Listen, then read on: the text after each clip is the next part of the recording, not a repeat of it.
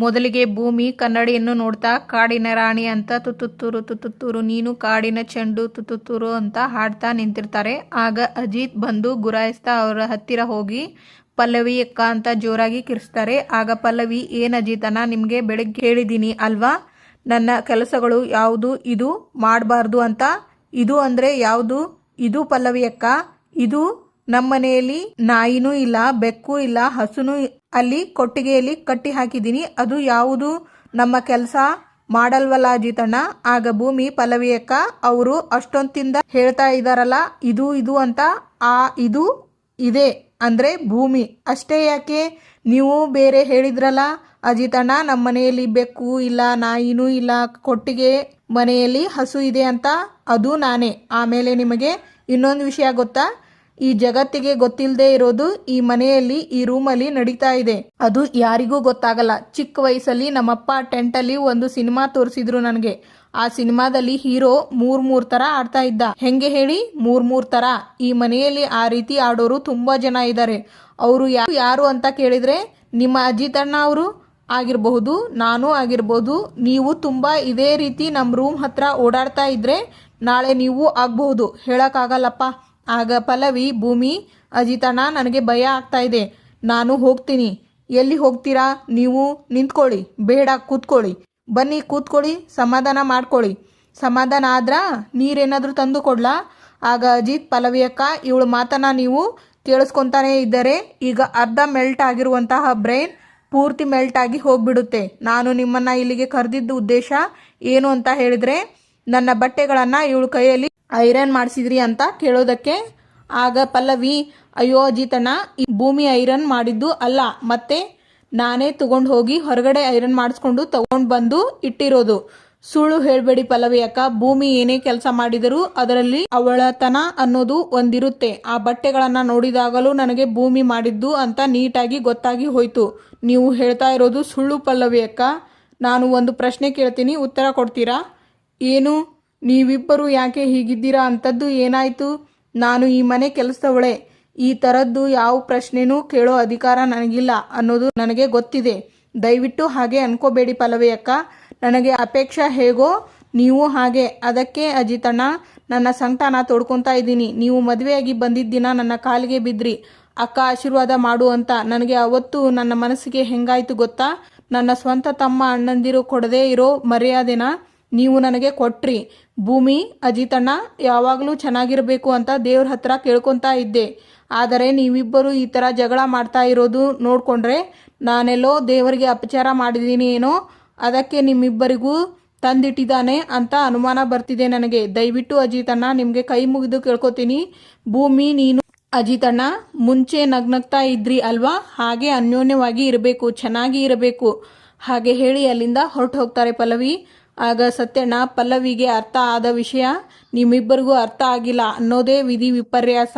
ಆಗ ಅಜಿತ್, ಸತ್ಯಣ್ಣ ಆಡಿದ ಮಾತುಗಳನ್ನೇ ಆಡಬೇಡಿ ಸತ್ಯಣ್ಣ, ಇರಿಟೇಟ್ ಆಗುತ್ತೆ ನೋಡಿ. ಈ ಮಾತು ಶುರುವಾಯಿತು ಅಂದರೆ ನಿಲ್ಲೋದೇ ಇಲ್ಲ ಸತ್ಯಣ್ಣ, ದಯವಿಟ್ಟು ಇದನ್ನು ಇಲ್ಲಿಗೆ ನಿಲ್ಲಿಸ್ಬಿಡಿ. ಆಗ ಸತ್ಯಣ್ಣ ನೋಡು ಅಂತಿರ್ತಾರೆ. ಅಷ್ಟರಲ್ಲಿ ಆಗ ಭೂಮಿ, ಸತ್ಯಣ್ಣ ಬರೆದಿರೋ ಪುಸ್ತಕನ ಈಗಾಗಲೇ ಸುಟ್ಟು ಹಾಕಿ ಆಯಿತು, ನೀವು ಮತ್ತೆ ಅದನ್ನು ಕೆದಕಿ ಹಾಳೆಗಳನ್ನು ಸೇರಿಸೋದಕ್ಕೆ ಬರಬೇಡಿ. ಆಗ ಸತ್ಯಣ್ಣ, ಇವನು ಒಂದು ಥರ ಅವಳು ಒಂದು ಥರ, ಆದರೂ ಕೂಡ ಇಬ್ಬರದು 2.0 ಜಾಸ್ತಿ ಆದಂಗೆ ಕಾಣುತ್ತೆ. ಮುಂದೆ ಏನೇನು ಗಂಡಾಂತರ ಕಾದಿದೆಯೋ ಭಗವಂತನೇ ಬಲ್ಲ. ಆಗ ಡಾಕ್ಟರ್, BP ಎಲ್ಲ ನಾರ್ಮಲ್ ಆಗಿ ಇದೆ, ಎದ್ದು ಕೂತ್ಕೊಳ್ಳಿ. ನಿಮಗೆ ಅವಾಗವಾಗ ತಲೆನೋವು, ತಲೆ ಚಕ್ಕರ್ ಅಂಥದ್ದು ಏನಾದರೂ ಆಗುತ್ತಾ? ಆಗ ಸಂಗೀತ, ಆಗಾಗ ಬರಲ್ಲ, ಯಾವಾಗಾದರೂ ಒಂದೊಂದು ಸರ್ತಿ ತಲೆನೋವು ಬರುತ್ತೆ. ಇನ್ನೊಂದು ಸ್ವಲ್ಪ ದಿವಸ ಎಲ್ಲ ಸರಿ ಹೋಗುತ್ತೆ. ನಾವು ಅನ್ಕೊಂಡಿರೋದಕ್ಕಿಂತ ನೀವು ಫಾಸ್ಟ್ ಆಗಿ ರಿಕವರಿ ಆಗ್ತಾ ಇದ್ದೀರಾ. Thank you doctor.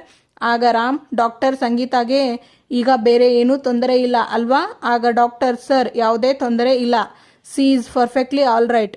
ಆಗ ಶ್ರವಣ್, ಅಕ್ಕ ಡಯಟ್ ಏನಾದರೂ ಫಾಲೋ ಮಾಡಬೇಕಾ?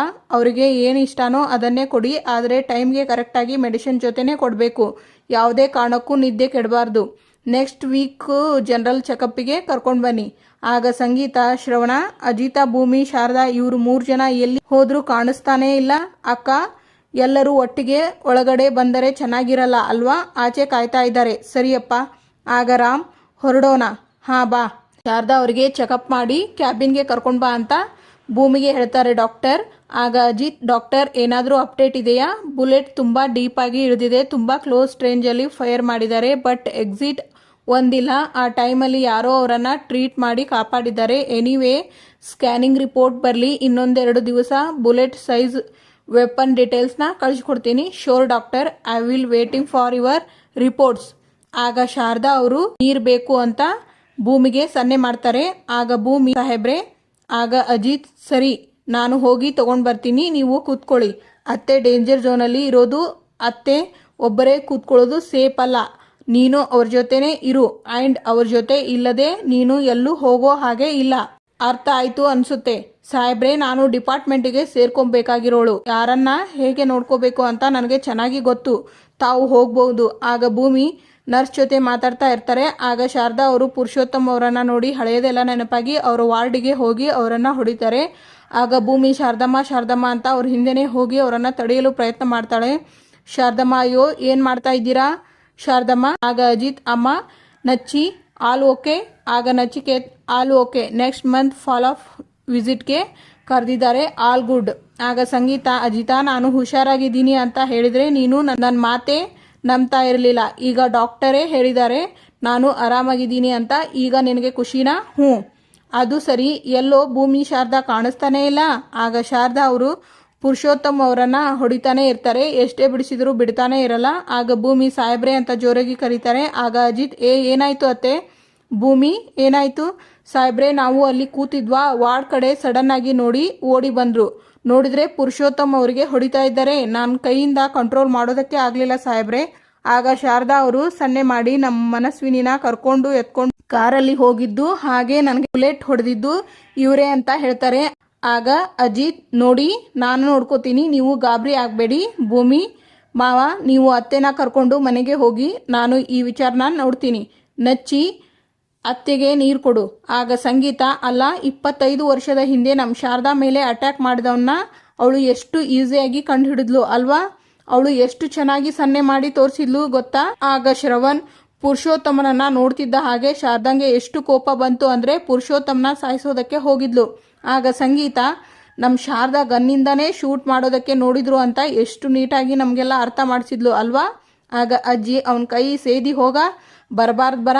ಆಗ ನಚ್ಚಿ, ಬಂದಿದೆ ಅಜ್ಜಿ, ಕೋಮಾಲಿ ಬಿದ್ದಿದ್ದಾನೆ. ಆಗ ಭೂಮಿ, ಮಾಡಿದ ಪಾಪ ಅಷ್ಟು ಬೇಗ ಯಾರನ್ನೂ ಸುಮ್ಮನೆ ಬಿಡಲ್ಲ ಅಜ್ಜಿ. ಇವತ್ತೇನೋ ಅವನು ಕದ್ಮಾಲಲ್ಲಿ ಮೋಜು ಮಸ್ತಿ ಮಾಡ್ತಾ ಇರ್ಬೋದು, ಆದರೆ ಪೊಲೀಸ್ ಅವರು ಅವನ್ನಂತೂ ಸುಮ್ಮನೆ ಬಿಡಲ್ಲ. ಕರ್ಮನೂ ಹಾಗೆ, ಕಾದಿದ್ದು ಸರಿಯಾಗಿ ಹೊಡೆಯುತ್ತೆ. ಆಗ ಶ್ರವಣ್, ಇಷ್ಟಕ್ಕೂ ಆ ಪುರುಷೋತ್ತಮ್ ನನ್ನ ಹತ್ರ ಡ್ರೈವರ್ ಆಗಿದ್ದವನು. ಇರೋ ಅಷ್ಟು ದಿನ ಚೆನ್ನಾಗೇ ಇದ್ದ. ನನಗೂ ಅವನಿಗೂ ಯಾವುದೇ ರೀತಿ ಶತ್ರುತ್ವ ಇರಲಿಲ್ಲ. ಆಗ ಸಂಗೀತ, ಶ್ರವಣ, ಆ ಪುರುಷೋತ್ತಮ್ ನಿನಗೆ ಶತ್ರು ಅಲ್ಲದೇ ಇರಬಹುದು, ಆದರೆ ನಿನ್ನ ಶತ್ರುಗಳು ಅವನ್ನ ಬಳಸ್ಕೊಂಡಿರಬಹುದು ಅಲ್ವಾ, ನಿನ್ನ ಮೇಲೆ ಸೇಡ್ ತೀರಿಸ್ಕೊಳ್ಳೋದಕ್ಕೋಸ್ಕರ. ಆಗ ಅಜ್ಜಿ, ಶ್ರವಣ ನಿನ್ನ ತಂಟೆಗೆ ಬಂದರೆ ರಕ್ತ ಕಾರ್ಕೊಂಡು ಸಾಯ್ತಾರೆ. ಆಗ ಶ್ರವಣ್, ಇವತ್ತು ನನಗೆ ಒಂಥರ ಸಮಾಧಾನದ ದಿನ ಅಮ್ಮ. ಅವತ್ತು ಅಜಿತ್ ಕೈಯಲ್ಲಿದ್ದ ರಿವಾಲ್ವರ್ನ ನೋಡಿ ಶಾರದಾ ಯಾರೋ ಅವಳನ್ನ ಶೂಟ್ ಮಾಡಿ ಕೊಲೆ ಮಾಡೋದಕ್ಕೆ ಟ್ರೈ ಮಾಡಿದ್ದಾರೆ ಅನ್ನೋ ಕ್ಲೂ ಕೊಟ್ಟಿದ್ಲು. ಇವತ್ತು ಪುರುಷೋತ್ತಮ್ನನ್ನ ಕಂಡು ಹಿಡಿದ್ಲು. ಆಗ ಭೂಮಿ, ದೊಡ್ಡ ಸಾಹೇಬ್ರೆ, ಶಾರದಾ ಅಮ್ಮವ್ರಿಗೆ ನಿಧಾನವಾಗಿ ಅವರ ಹಳೆ ನೆನಪುಗಳೆಲ್ಲ ವಾಪಸ್ ಬರ್ತಾ ಇದೆ ಅನಿಸುತ್ತೆ. ಆಗ ನಚ್ಚಿ, ಈಗ ಶಾರದಾ ಅತ್ತೆಗೆ ಯಾರು ಹರ್ಟ್ ಮಾಡಿದ್ರು ಅವರನ್ನ ಐಡೆಂಟಿಫೈ ಮಾಡ್ತಾ ಶಾರದಾ ಅತ್ತೆಗೆ ಎಲ್ಲ ವಾಪಸ್ ನೆನಪು ಆಗುತ್ತೆ. ಆಗ ಸಂಗೀತ, ಹೌದು ಕಣೋ ನಚ್ಚಿ, ನಾನು ಈ ಥರ ತುಂಬ ಸಿನಿಮಾಗಳಲ್ಲಿ ನೋಡಿದ್ದೀನಿ. ಆಗ ಶ್ರವಣ್, ಸರಿಯಪ್ಪ ಭೂಮಿ, ನಾನು ಶಾರದಾನ ಜೊತೆ ಇರ್ತೀನಿ, ಸ್ವಲ್ಪ ಟೀ ಮಾಡಿಕೊಂಡು ತಂದು ಕೊಡ್ತೀಯಾ? ಸರಿ ದೊಡ್ಡ ಸಾಹೇಬ್ರೆ, ಅತ್ತಿಗೆ ನನಗೂ ಒಂದು ಸ್ವಲ್ಪ ಟೀ ಸರಿ. ಆಗ ಸಂಗೀತ, ಭೂಮಿ, ನಾನು ನಿನಗೆ ಹೆಲ್ಪ್ ಮಾಡ್ತೀನಿ ನಡಿಯಮ್ಮ. ಅಮ್ಮ ಬಾ, ದೇವಯಾನಿ ನಿನಗೂ ಟೀ ಕೊಡೋಣ ಆಮೇಲೆ ಅಂತಾರೆ ದೇವಯಾನಿ. ಅಬ್ಬಾ ಅಂತ ಜೋರಾಗಿ ಉಸಿರು ಬಿಡ್ತಾರೆ. ಆಗ ಅಜಿತ್, ರೀ ಸದಾನಂದ್ ಸರ್, ಒಂದು ಕಡಕ್ ಟೀ ಮಾಡಿ ಕೊಡೋದಕ್ಕೆ ಹೇಳ್ರಿ ಆ ಭೂಮಿಗೆ. ಸರ್, ಈಗ ಭೂಮಿ ಟೀ ಅಂಗಡಿ ನಡೆಸ್ತಾ ಇಲ್ಲ ಅಲ್ರಿ ಸರ್, ಮನೆಗೆ ಫೋನ್ ಮಾಡಿ ಭೂಮಿಗೆ ಚಹಾ ತಗೊಂಡ್ ಬಾ ಅಂತ ಹೇಳಿ ಏನ್ರಿ ಸರ? ಬೇಡ ಹೊರಡಿ. ಸರಿ ಸರ, 1 ನಿಮಿಷ ಈ ಫೈಲ್ನ ಒಂದು ಸಲ ಚೆಕ್ ಮಾಡಿ. ಸರಿ ಸರ್. ಆಗ ಸತ್ಯನ, ಸಾಹೇಬ್ರು ಮಿಸ್ ಮಾಡ್ಕೊತಾ ಇರೋದು ಭೂಮಿನ ಅಥವಾ ಭೂಮಿ ಮಾಡೋ ಟೀನ? ನನ್ನ ಲೈಫಲ್ಲಿ ಎರಡೂ ಮಿಸ್ ಮಾಡ್ಕೋಬೇಕು ಅಂತ ಕಾಯ್ತಾ ಇದ್ದೀನಿ. ಇಡೀ ಏರಿಯಾದಲ್ಲಿ ಇವಳು ಒಬ್ಳೇನ ಟೀ ಮಾಡೋದು? ಇಡೀ ಏರಿಯಾದಲ್ಲಿ ಇವಳು ಒಬ್ಬಳೇ ಟೀ ಮಾಡೋದು? ಇವಳ ಟೀನೇ ಕುಡಿಬೇಕು ಅಂತ ಏನಾದರೂ ಕರ್ಮ ಬಂತು ಅಂದರೆ ನಾನು ಟೀ ಕುಡಿಯೋದೇ ಬಿಟ್ಬಿಡ್ತೀನಿ. ಡ್ರಾ ತೆಗೆದಾಗ ಭೂಮಿ ಫೋಟೋ ಇರುತ್ತೆ, ಅದನ್ನು ನೋಡ್ತಾ ಕೂತ್ಕೋತಾರೆ. ಆಗ ಸಂಗೀತ, ನಚ್ಚಿ ಅಂಜು, ನಿಮ್ಮಿಬ್ಬರನ್ನು ನೋಡಿದರೆ ಎಷ್ಟು ಖುಷಿ ಆಗ್ತಿದೆ ಗೊತ್ತಾ? ಅಲ್ಲ, ಇನ್ನೂ ಮದುವೆನೇ ಆಗಿಲ್ಲ, ಎಷ್ಟು ಅನ್ಯೋನ್ಯವಾಗಿ ಇದ್ದೀರಾ ಅಲ್ವಾ? ನನಗಂತೂ ನಿಮ್ಮನ್ನ ನೋಡ್ತಾ ಇದ್ದರೆ ಅಜಿತಾ ಮತ್ತೆ ಭೂಮಿನೇ ನೋಡಿದ ಹಾಗೆ ಅನಿಸ್ತಾ ಇದೆ. ರಾಮ್, ಹೌದು ಸಂಗೀತ, ಇವೆರಡು ಜೋಡಿಗಳನ್ನ ನೋಡ್ತಾ ಇದ್ರೆ ನನಗೆ ನಮ್ಮದೇ ಫ್ಲಾಶ್ ಬ್ಯಾಕ್ ನೆನಪು ಬರ್ತಾ ಇದೆ. ಆಗ ಶ್ರವಣ್, ಬರ್ದೇ ಇರುತ್ತಾ ಭಾವ, ಎಷ್ಟೇ ಆಗಲಿ ನಿಮ್ಮ ಪ್ರಿಂಟೌಟ್ ಅಲ್ವಾ, ಎರಡಕ್ಕೂ ನಿಮ್ಮ ಬುದ್ಧಿನೇ ಬಂದಿದೆ. ಅದು ಹೋಗ್ಲಿ ಬಿಡು ಶ್ರವಣ, ನನ್ನನ್ನು ಕಾಲೇಜಿನಲ್ಲಿ ಪ್ರಣಯ ರಾಜ ಶ್ರೀನಾಥ್ ಅಂತ ಕರಿತಾ ಇದ್ರು. ಆಗ ಸಂಗೀತ, ಏನಂತ ಕರಿತಾ ಇದ್ರು? ಪ್ರಣಯ ರಾಜ ಶ್ರೀನಾಥ್ ಅಂತನಾ? ಹಾಗಾದ್ರೆ ನಿಮಗೆ ಆ ಟೈಮಲ್ಲಿ ತುಂಬ ಜನ ಗರ್ಲ್ ಫ್ರೆಂಡ್ಸ್ ಇದ್ರಾ? ಗರ್ಲ್ ಫ್ರೆಂಡ್ಸ್ ಅಂತ ಅಲ್ಲ, ನನ್ನ ಹಿಂದೆ 118 ಜನ ಹುಡುಗಿಯರು ಬಿದ್ದಿದ್ರು, ಆದರೆ ನಾನು ಮಾತ್ರ ನಿನ್ನ ಹಿಂದೆ ಬಿದ್ದಿದ್ದೆ. ಇವತ್ತಿಗೆ ನಿನ್ನ ಸಂಚಿಕೆ ಮುಕ್ತಾಯವಾಗುತ್ತದೆ. ಮುಂದಿನ ಸಂಚಿಕೆಯಲ್ಲಿ ಆಗ ಸಂಗೀತ, ದೇವಯಾನಿ ಏನಾಯಿತು ನಿನಗೆ, ಹುಷಾರಾಗಿ ಇದೆಯಾ ತಾನೆ, ಅಥವಾ ಜ್ವರ ಏನಾದರೂ ಬಂದಿದೆಯಾ? ಆಗ ದೇವಯಾನಿ, ಹಾಗೆ ಏನೂ ಇಲ್ಲ, ಅದು ಐ ಆಮ್ ಆಲ್ ರೈಟ್. ಆಗ ಸಂಗೀತ, ನಿನಗೆ ಏನಾಯ್ತೋ? ಆಗ ಅಜಿತ್, ನೀವೆಲ್ಲರೂ ಮರೆತು ಬಿಡಬಹುದು, ಆದರೆ ನಾನು ಯಾವುದೇ ಕಾರಣಕ್ಕೂ ಮರೆಯೋಕೆ ಚಾನ್ಸೇ ಇಲ್ಲ. Thank you for watching.